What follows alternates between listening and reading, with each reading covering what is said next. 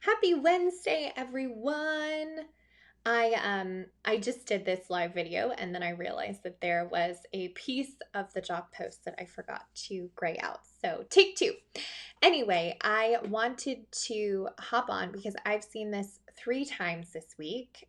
This critical mistake that entrepreneurs are making when they are hiring their team. And it's so simple. You're probably going to be like, really, that's it? But it is one of the biggest things that I see standing in the way of companies having a team that really works really well and a team that gets burned out, that gets frustrated, etc. So, without further ado, let me tell you what that is. The number one thing I see is that you guys are looking for unicorns. So unicorns do not exist outside of Harry Potter and La La Land. They just don't exist. So if you're looking for a jack of all trades, a Jill of all trades, whatever, stop it. it's just not going to happen. To illustrate that point, I want to actually show you a post I saw on Facebook earlier today.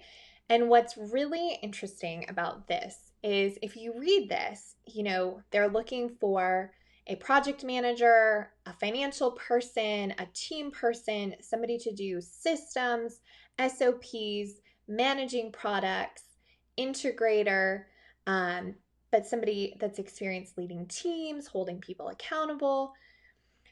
All of those things are awesome, but almost none of those things are related. Somebody who is really good at finance and details and systems and SOP is not generally going to be really interested in people-oriented tasks or managing people or things like that. There's two different energies, two different ways of acting. And so this is really, really important because when you get this right, your business and your team will soar because and this is what we do with our clients when I help them, master their team strategy and their team synergy, it comes down to the right butts in the right seats. And you'll get more value out of 2 part-time people who are doing the right things with their superpowers and in the right seat than you will with 1 full-time person who's trying to do everything. And the reason for that is if you think of the wealth dynamic square, if you've worked with me, you know what I'm talking about. If you're curious, let me know because it will blow your mind. Anyway, if you look at the square, you've got the what people, those are the ideas people, the who people, those are all about people, the when, those are all about timing, and the how. And that's really like getting into the details and getting shit done, right? So if you are, in this case, with this post, trying to get how people to do who things, it's not going to work.